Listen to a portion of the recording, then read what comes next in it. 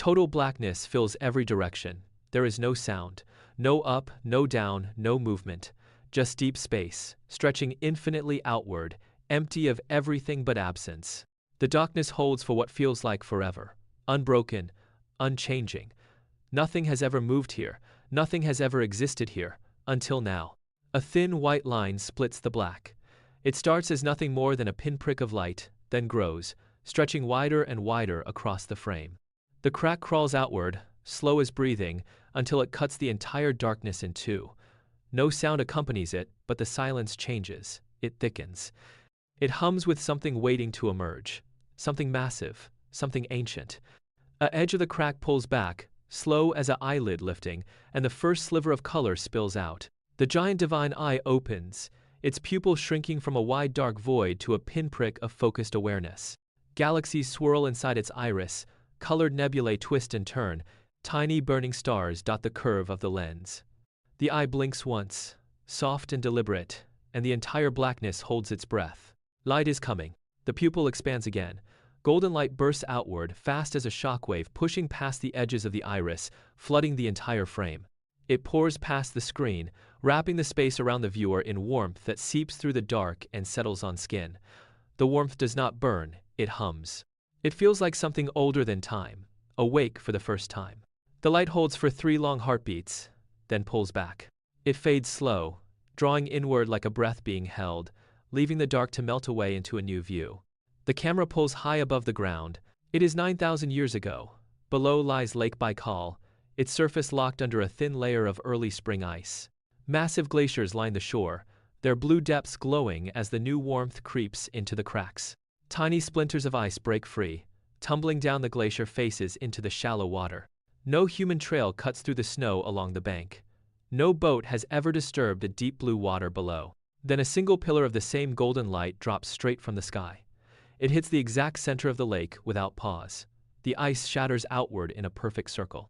Thick white steam billows up from the impact, curling slow into the biting cold air, spreading wide until it blurs the line between water and sky.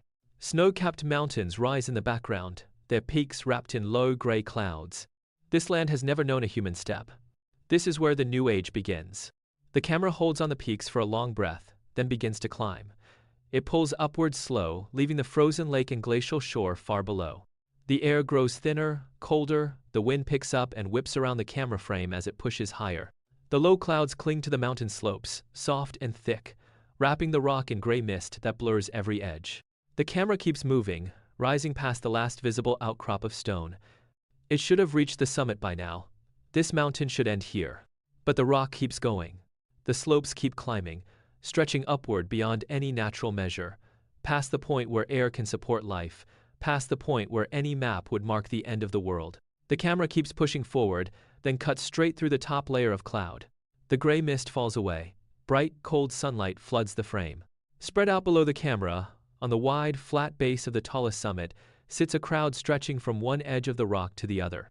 Thousands of people stand perfectly still, their heads all turned the same direction upward. No sound escapes the crowd. They do not move, they only watch, held in a reverent silence so thick it can be felt. Above them, rising from the very top of the peak, the colossal golden palace comes into view. Its walls climb higher than any fortress ever built by human hands, cut from giant ancient megaliths that glow soft in the sunlight. Threads of bright jade energy win through every crack between the stones, pulsing slow with a light that matches the gold. The palace glows against the clear blue of the upper sky, overwhelming in its scale, impossible in its very existence. This is Kongguk, the legendary heart of the 12 Hwan nations. No human legend ever captured its true size. No human song ever captured its true light. The camera pulls through the palace's massive entry arch, gliding past the outer courtyards and into the deep interior. The bright sunlight fades, replaced by a soft, steady glow that comes from every surface. A long hallway stretches ahead, cutting straight through the heart of the palace, its far end lost in hazy golden light. Giant jade pillars line both sides, spaced evenly all the way to the distance, their surfaces glowing from within, casting pale green light that mixes with the gold of the megalith walls. The stone floor is polished smooth, polished by 10,000 years of light, free of any mark or scratch. A tall, majestic form steps into the frame at the near end of the hall. It is made entirely of pure white and golden light. No features are visible, only a sharp, brilliant silhouette against the glowing jade of the nearest pillar. This is Hwanin, the ruler, made of light itself. He takes his first slow step forward. The moment the sole of his foot touches the stone, a glowing lotus pattern blooms on the floor directly behind it.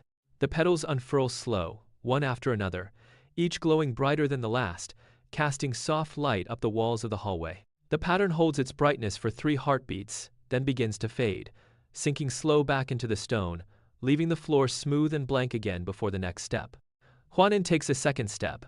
A second lotus blooms, then fades. He pauses. His light expands, filling the nearest 10 meters of the hallway, pushing the hazy distance back just a little. The jade pillars brighten in response, their green glow growing sharper against the gold. Hwanin resumes his slow, steady pace down the hall. One step, one lotus, one fade. Every movement is deliberate, unhurried, unbroken. His light follows him, spilling into every corner, chasing the last shadows from the stone. Hwanin reaches the exact center of the main hall and stops. His light holds steady, no shift, no movement, filling every corner of the vast room. The jade pillars lining the walls pulse once, in perfect unison. The stone floor beneath Hwanin's feet glows from within, brightening from pale gold to a sharp jade green. A crack splits the smooth stone, straight down the middle.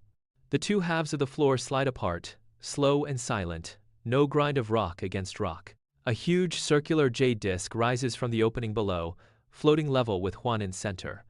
It hovers in place, turning slow one full rotation, its surface glowing brighter with every inch it turns.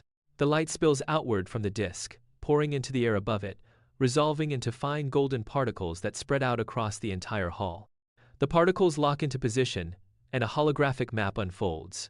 It stretches from wall to wall, covering every inch of open space above the disc, showing 12 nations spread across the whole of Eurasia.